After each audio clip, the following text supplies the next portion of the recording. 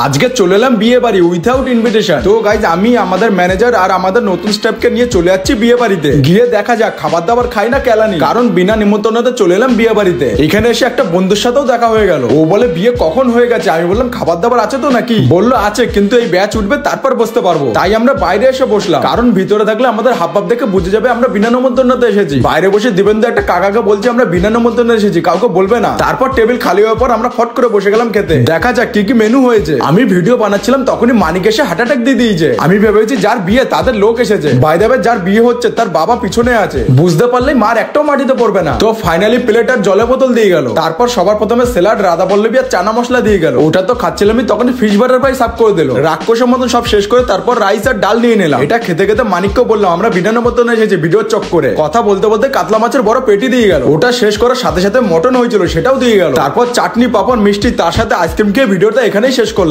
তোমরা যদি এরকম বিয়ে বাড়ির ভিডিও দেখতে চাও তাহলে কমেন্ট করো পার্ট 2।